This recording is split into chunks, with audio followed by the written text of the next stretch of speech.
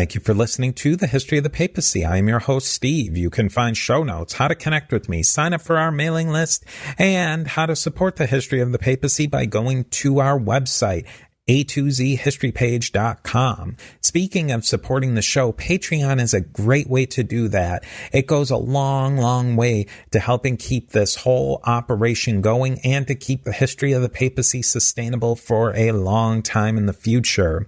We have 4 tiers: Antioch, Alexandria, Constantinople, and Rome, each of those representing one of the traditional patriarchates of Christianity. Inclusion on the history of the papacy diptychs, bonus content, and Pope coin, which there's a very limited number of Pope coins available. But those are all benefits to being on the history of the papacy on Patreon. Now let us commemorate the Patreon patrons on the history of the papacy diptychs. We have Roberto, Joran, William, Brian, Jeffrey, Christina, John, Sarah, and William H. at the Alexandria level. We have Dapo, Paul, Justin, Lana, and John, all of whom are magnificent at the Constantinople level and reaching that ultimate power and prestige, that of the See of Rome. We have Peter the Great, Leonard the Great, and Alex the Great. As you know, we are a member of the Parthenon Podcast Network. One of the great shows you should check out is the show of today's guest, James Early's Key Battles of American History. Go over to parthenonpodcast.com to learn more. Speaking of James Early is our guest again today to discuss the early controversies in the conversion of the Anglo-Saxons to Christianity. We discuss the myths, history, and many of the problems that arose in the story of how the Anglo-Saxon kingdoms adopted and adapted Christianity. We will get another perspective on the Christianization of the British Isles and the Celts in this episode. With that, here is the next piece of the mosaic of the history of the popes of Rome and Christian Church.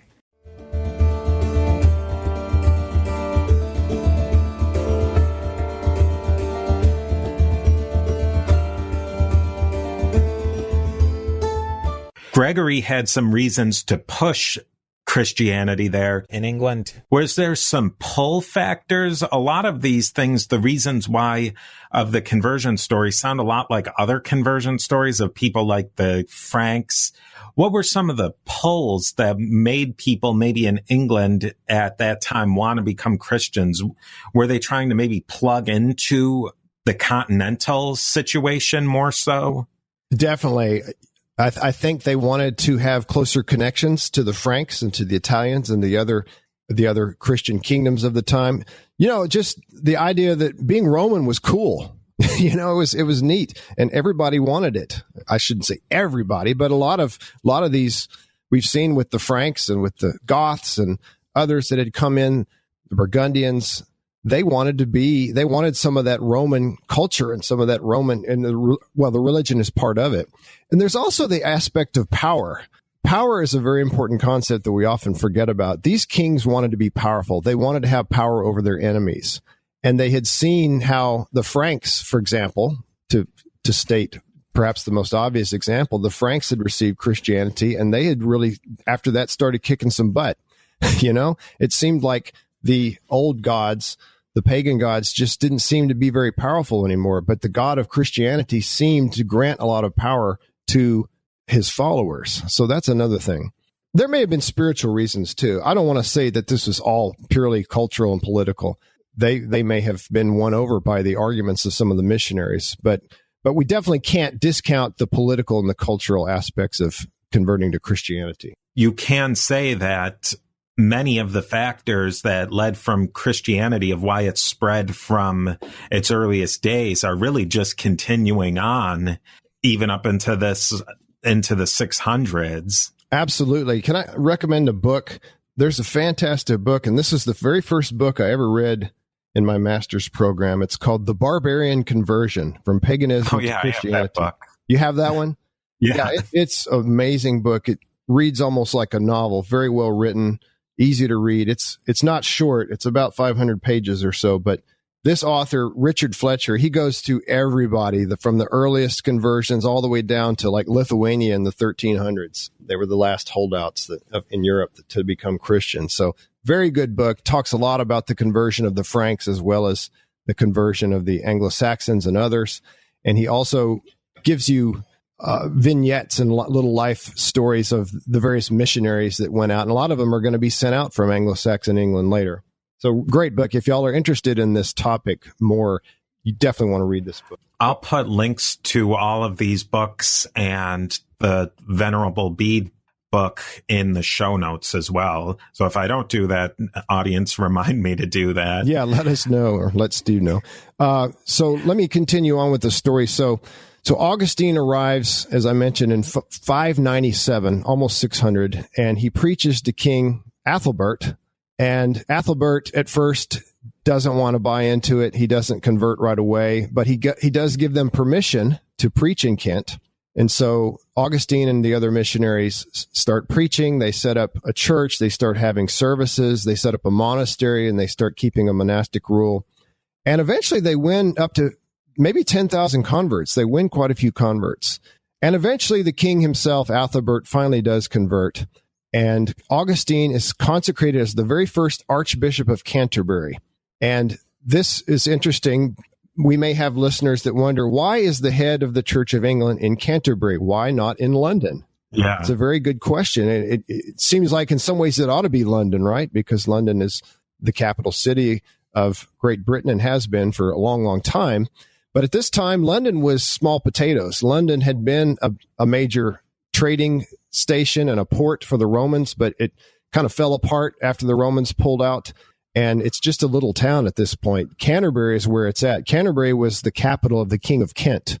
And again, remember that Kent is the most southeastern kingdom in England. It's closest to the Franks. It had the most connections with the continent. So it's very logical that the very first place where the church in England would be set up, at least in terms of the Roman mission, it makes sense that it would be Canterbury. And it just never left. It always retained its position as the number one bishopric in all of England. There's a big push of conversions, and this is when Augustine of Canterbury comes to England. There's some big leaders like King Raedwald of the East Angles, and you said that he had a half conversion. Maybe you can explain that half conversion process. I thought that was really interesting. And that's not uncommon in Christian history. And the first wave of converts are often they don't become fully Bible believing, fully, completely Orthodox practicing Christians. I should say before I jump into that there were reinforcements sent in 601. Pope Gregory sent more monks up to help out Augustine, and they were sending letters back and forth too. They brought relics, they brought vestments, and they brought other church supplies. And in 604, a second kingdom becomes Christian, at least nominally, or at least officially, the East Saxons or Essex, and a bishopric is established at London. So again, London doesn't even get a bishop and a see, S-E-E, if you will, or a bishopric. They don't even get it until 604, which is 7 years after Augustine first came. I should also, before I get into Raedwald, I'm going to clarify that Augustine, we call him Augustine of Canterbury because that's where he settled and that's where he served as archbishop, but he was actually Italian. All these guys that are coming over are Romans. Augustine and his compadres, his helper-outers, if you will. That's not a real word, but you get the idea. They're all Italians. So these are your people, Steve. Yeah. They're Italian immigrants to England, and the first several archbishops of Canterbury are going to be Italians. It's going to take a while for them to raise up some native leadership. All right, so let's move on to Raedwald. Raedwald is the king of the East Angles. So we talked about the East Saxons becoming Christian. They are to the east of Kent. But if you go north from Kent, the next kingdom up is East Anglia. Raedwald went down to visit Ethelbert of Kent, and at that time he was baptized. He declared himself a Christian. But when he went home, his wife said, "You did what?" It's funny. I love this story. Wives don't always agree with their husbands, do they, Steve? No, they don't. They don't like the decisions we make sometimes. I wonder why that is. Especially on big things. I'm going to get you that we don't tell them about. Yeah, I'm going to get you in trouble here, and me too, probably. And now a word from our sponsors. But anyway, so Radwald's wife was apparently a pretty gung-ho pagan, and she said, no, forget this. You're not going to become a Christian. You're staying pagan. So he tries to split the difference. He says, well, okay, I'll add Christ to my personal pantheon of gods. There's always room for one more, right? So he sets up a temple with 2 altars. The temple has a pagan altar, and then it also has an altar dedicated to Christ. So that's what I mean by a half conversion. And what we're going to see, or what we see when we study the history of the church in England, the early churches, there's a lot of regressions to paganism. For example, the son of King Athelbert of Kent, who takes over after his death, he doesn't convert, and he tries to make Kent a pagan kingdom again, but eventually he does convert. So it's not a linear progression of, okay, this kingdom now becomes Christian, and so they're Christian forever and ever, amen. There's a lot of times when they'll go back to being pagans, and then they'll go back to being Christians again, but eventually they do settle into Christianity. All right, so the next kingdom up from East Anglia, where our buddy Radwald was ruling, was Northumbria. And I already mentioned that Northumbria was a hybrid kingdom of 2 smaller kingdoms that were originally there, Deira in the south and Bernicia in the north. And there were 2 ruling lines, and they had a lot of conflict. They would fight sometimes, and the kingdoms would split up, and then they'd come back together. But in 627, the king of Northumbria, unified at this time, was named Edwin. Edwin decides to convert to Christianity, and there's a great story about how that happens, but you're going to have to read Bede to get it. We don't have time to go into the detailed story. Essentially, the Kentish church sent up a missionary to Edwin, and along with his future wife, who was also Christian. And again, we see the theme of wives influencing their husbands religiously. It happens again here in Northumbria. So Edwin and his court convert to Christianity. And then later, Christianity spreads to Sussex, or South Saxon Kingdom, to Wessex, and finally to Mercia. The Mercians were the last ones to hold out, but they converted later in the roughly mid 7th century, around 640, 650. I always call the Mercians the bad boys of Anglo-Saxon England, because they went up and they're going to kill Edwin. Their king goes to battle with Edwin and kills him. And then later they kill Oswald again, another Christian king of Northumbria. And both of them are saints, by the way, Saint Oswald, Saint Edwin. And Athelbert is a saint as well. Radwald, surprise, surprise, is not a saint. Okay. So that's basically the spread of Roman Christianity. Roman Christianity, as we have seen, to sum up, it comes obviously from Rome on the orders of Pope Gregory, being brought by Augustine of Canterbury and his companions. And it starts in Kent, and then it spreads north and west. But there is a source of Christianity being reintroduced into England. That is the Irish. The Irish had received Christianity largely due to the influence of the Romano-British, think St. Patrick. And so Wales and Ireland and Scotland, and especially Ireland, had become devoutly Christian and especially monastic. Monasticism was huge in Ireland. Ireland has a very different type of organization from the Roman system. Church organization is what I mean. The Roman form of church organization, the ecclesiology, if you will, was based around cities, because cities were obviously the fundamental building blocks of the Roman Empire. So you would have a large city, you would have a bishop in that city. Over time, that bishop tends to gain dominance over the bishops in the surrounding cities, and he gets the title of metropolitan or archbishop.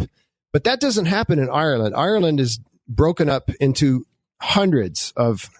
dozens, if not hundreds, of small kingdoms ruled by just these little petty kings, almost like tribes that we see among the Native Americans or the Germanic peoples long ago.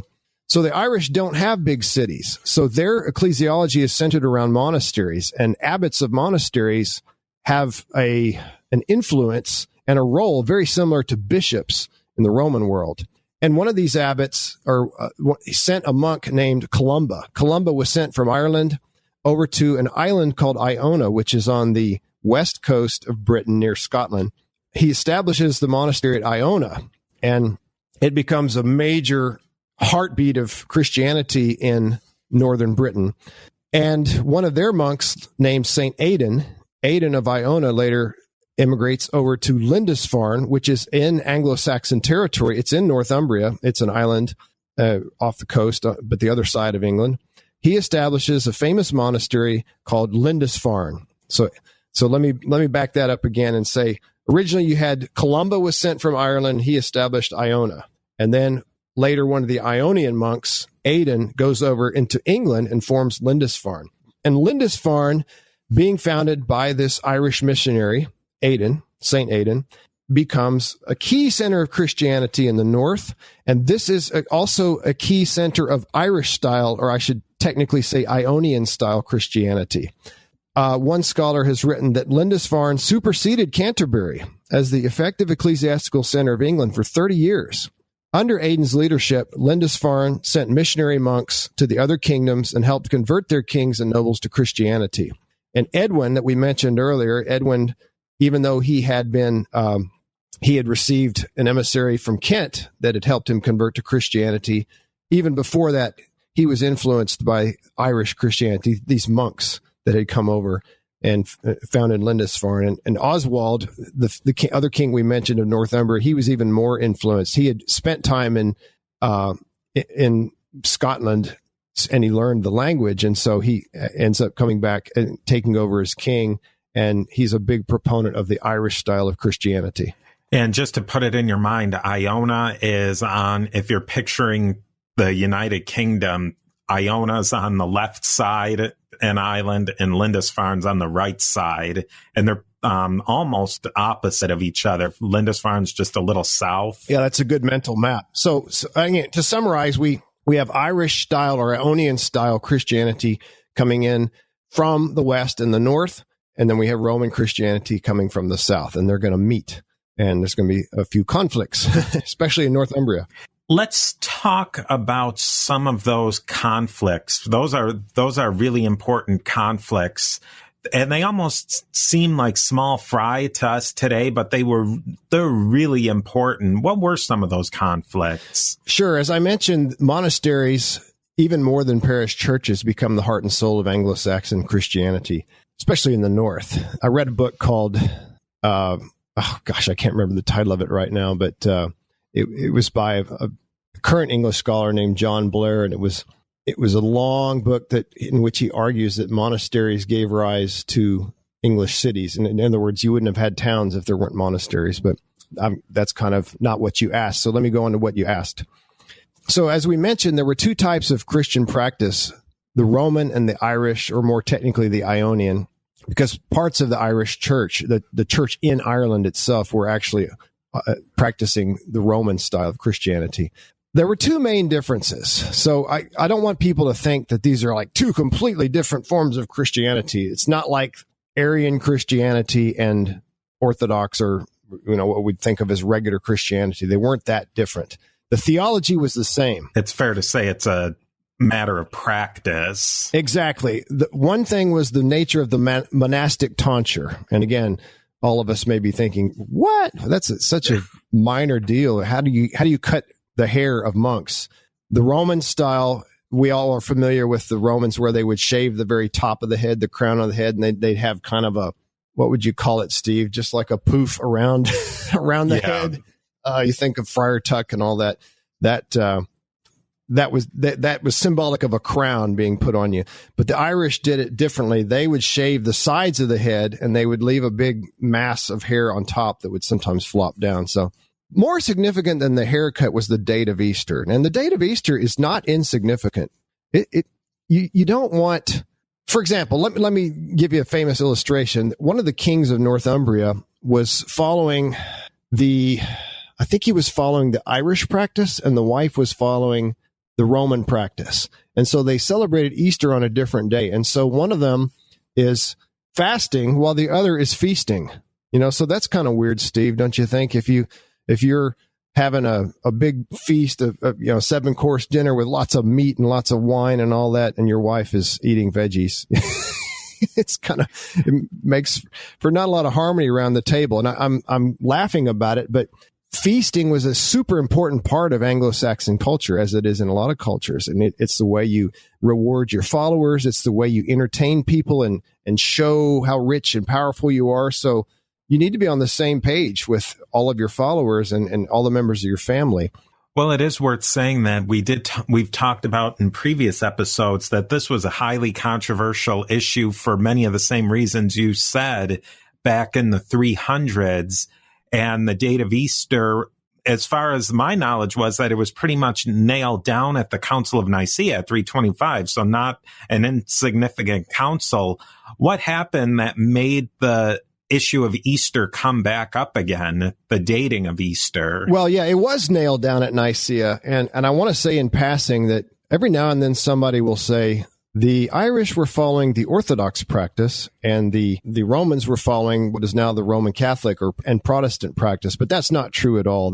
The current Orthodox Church and the Roman Catholic Church, they follow the same practice. It's just that they're on two different calendars. The Orthodox Church follows the Julian calendar and the Roman Catholic Church follows the Gregorian calendar. So that's why today people may be wondering why Orthodox Christians and Roman Catholic and Protestant Christians celebrate Easter or Pascha on a different day. It has nothing to do with what's going on in England at the time. There wasn't even a Gregorian calendar yet at this time. Yeah. What the Irish were doing that was different from the Romans was they were following this 84-year liturgus cycle invented by a man named Sulpicius Severus in around 410.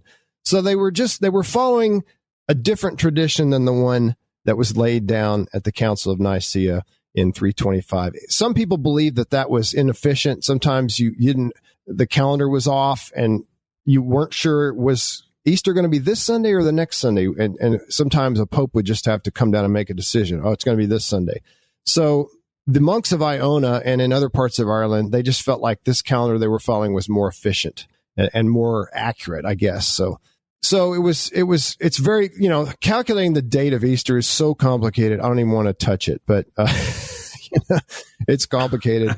There's charts and tables and so on and so on. But the fact of the matter is the Romans said, hey, you guys need to get in line. We are doing what everybody else in the Roman world does. The Franks are following this. The Italians, even the weirdos out in Greece and the Byzantine, the Eastern Empire, they wouldn't have said Byzantine, but even the Greek weirdos are following it. You guys are the only ones that are not following the Roman, i.e. the correct practice of Easter. So you need to get your act together. And now a word from our sponsors. You're probably going to get into this. How did those two ideas of the Roman that the Anglo-Saxons are starting to get into, but they're also being influenced by the Irish practice, how do those two get squared away, so to speak? Well, there's a council called in 664.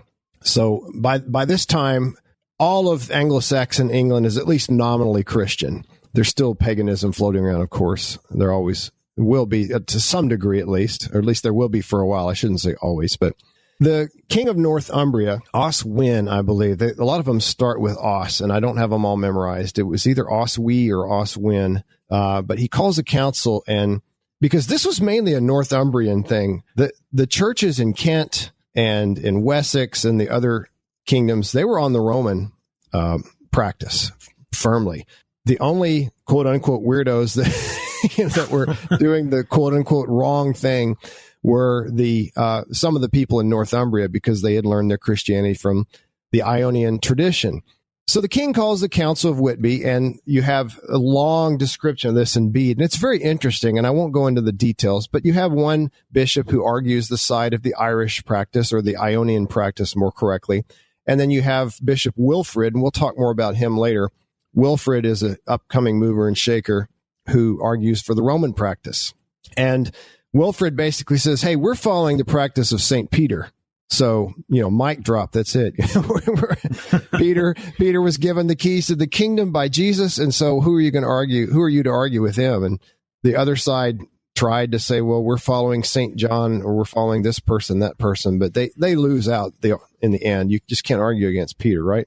So, and the king actually is the one that makes the ruling, and the king comes down on the side of the Roman practice. And it's funny because the Anglo-Saxon, Bede very cryptically says he gave his ruling and he did it with a smile. And scholars have made a lot out of that. What does that mean? He gave it with a smile. I'm not even sure I want to get into that. It's kind of like maybe he was just thinking, well, okay, this is going to happen anyway, and I'm really glad it turned out this way. I don't know. He gave it with a smile. But anyway, so the fact of the matter is that some of the Irish Christians actually left, some monks mainly. Obviously, the peasants can't just pack up and leave, but a lot of the monks went back to Ionia, and Iona stayed on that non-Roman practice for quite some time. But by the end of the 7th century, let's say by 700 AD, everybody in the area and all the Isles, Ireland and the British Isles, they were on the Roman practice. And this unifies the Anglo-Saxon church. And I think that's very important. At least they're all they're following the Roman practice, and they are celebrating Easter on the same day. The Anglo-Saxon church, it's starting to get organized, and now we have a bishop structure with the Archbishop of Canterbury sort of rising to the top. In a later episode, we're going to talk about a really important Archbishop of Canterbury. Can you give us a quick outline of who were some of the important archbishops of Canterbury between the first one, Augustine, and then Theodore, who we're going to talk about? Sure, no problem. Well, of course, Augustine is going to be the most significant and influential one for a while, at least until Theodore comes along. Augustine had a major job. He had to set up Roman Christianity in England, or at least in Kent. He was given the pallium, the pallium is like a stole that you wear around your shoulders. In the Eastern Church, it's called the omophorion, but it's a symbol of your authority as a bishop. So Gregory sent him a pallium that made him official as a bishop, told him to consecrate 12 more bishops, and Gregory had this great plan. He wanted to divide England ecclesiastically into two parts, the north and the south. York would become an archbishopric. York is in the north, in Northumbria, and it would have 12 bishops under it. But Canterbury would be the supreme bishopric. So you're going to have 24 bishops in summary, but this did not happen for whatever reason. Very few bishops were consecrated. Augustine consecrates only 2 bishops, as far as we know, and a man named Mellitus, who was one of his people that had come with him originally, part of the 40 companions. He was made Bishop of London, and again, London was part of Essex at the time. It was fairly major city to Essex, but not the huge center of England that it would be later. And he also consecrates another bishop named Justus of Rochester, and Rochester is also in Kent. Gregory told Augustine, this is interesting, Augustine sent letters to Gregory with a lot of questions, and Bede preserves these. He was a Roman, as we mentioned, Augustine was, and he was up among these people with a very different culture, different language, different religious background, and he didn't know what to do in some cases. What do I do when this happens? What do I do when that happens? So there's a dialogue between him and Gregory. He sends letters asking Gregory, what do I do? Gregory sends him the answer, and it's very interesting to read. It tells a lot about what was going on in the English church, or at least the church in Kent at the time. I do want to read a brief excerpt from Bede, if I may. Augustine, another one of his jobs was to establish ecclesiastical control over all of England and Britain, too, including the British areas. We talked about how the British Christians had been pushed back to the fringes. So he actually Augustine goes out to meet these British bishops. Okay, say that 10 times fast. Here's an interesting story. So let me read this, if I will. Meanwhile, with the aid of King Athelbert, Augustine summoned the bishops and teachers of the nearest British province to a conference at a place still known to the English as Augustine's Oak, which lies on the border between the Hwiccas and the West Saxons. The Hwiccas were kind of a mini kingdom that rose and fell a few times. He, that is Augustine, began by urging them, that is the British bishops, to establish brotherly relations with him in Catholic unity and to join with him in God's work of preaching the gospel to the heathen. Now, the Britons did not keep Easter at the correct time. It's kind of funny. I like that Bede is very much in the tank for Rome. but between the 14th and 20th days of the moon, a calculation depending on a cycle of 84 years. Furthermore, certain other of their customs were at variance with the universal practice of the church. But despite protracted discussions, neither the prayers nor the advice nor the censures of Augustine and his companions could obtain the compliance of the Britons, who stubbornly preferred their own customs to those in universal use among Christian churches. Augustine then brought this lengthy and fruitless conference to a close, saying, "Let us ask our Lord, who makes men to be of one mind in his Father's house, to grant us a sign from heaven and show us which tradition is to be followed, by which roads we are to hasten our steps towards his kingdom.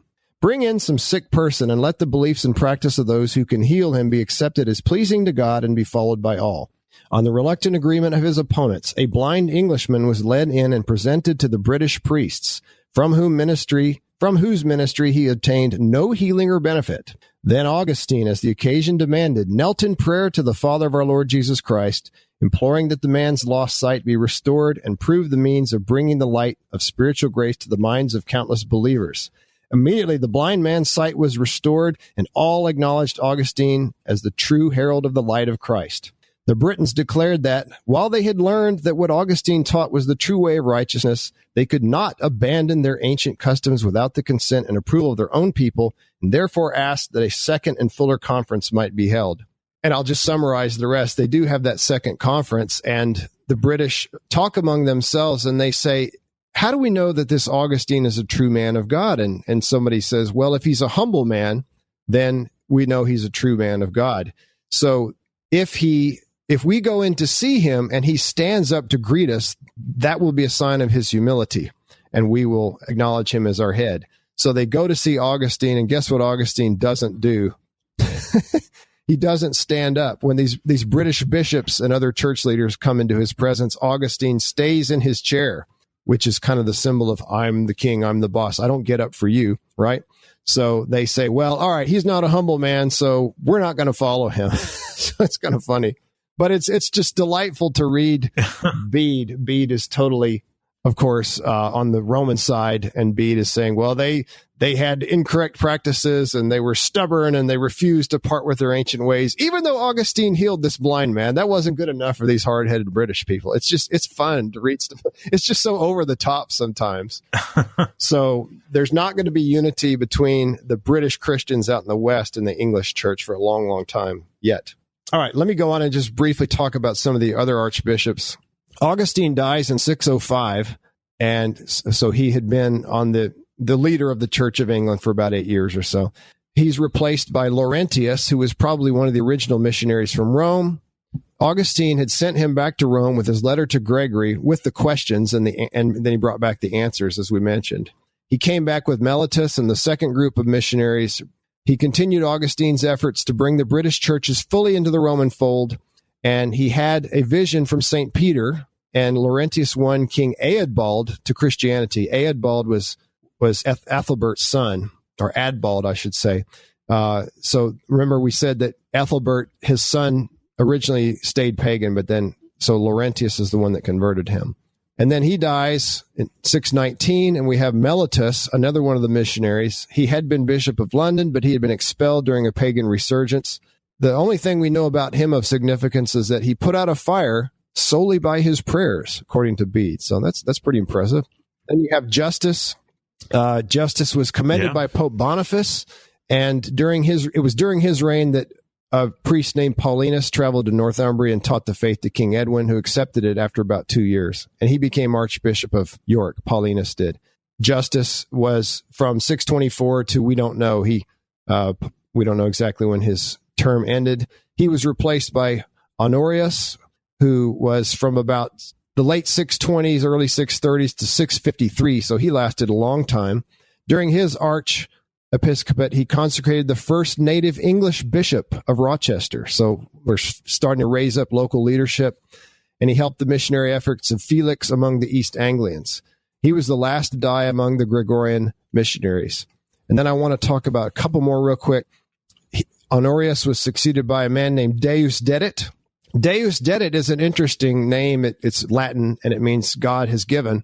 But he wasn't a Roman. He's the first Anglo-Saxon to be the Archbishop of Canterbury, and that's very significant. So we've passed from the level of we've got to have all these foreigners leading the church to now we have one of our own. But he wasn't very powerful. By this time, the power of the Archbishop of Canterbury had declined somewhat, and his authority probably didn't extend past his own diocese and maybe Rochester. So he wasn't really acknowledged very much outside of Kent. The Synod of Whitby, which we talked about earlier, which settled the question of do we follow the Roman or Irish practice, that was held during his term, and he probably wasn't present. He appears to have died of a plague in 664.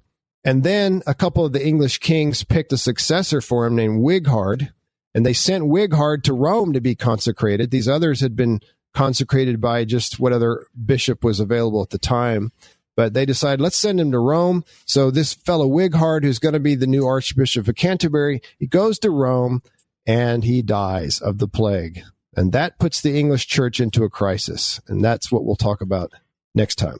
And that is where we're going to leave off today. I want to thank you so much, Professor Early. We've gone through a lot of material today and threw out a lot of information, which I think was really fascinating. If people want to learn more about some of your other pursuits with American history, where can they find you? Well, the best place is to go on Facebook and search for the group American History Fanatics. We have a really fun group. We do quizzes and contests and polls, but we also just have a lot of people that post really interesting articles, and we talk a lot about movies, and it's just a fun place to be. So American History Fanatics. Well, thank you very much for listening today, and definitely check out the next episode where we will talk about the next Archbishop of Canterbury, who's going to have a really fascinating tale in and of himself. So I hope you tune in for that. Thank you again for joining us today, Professor Early. My pleasure, Steve. Always good to talk to you.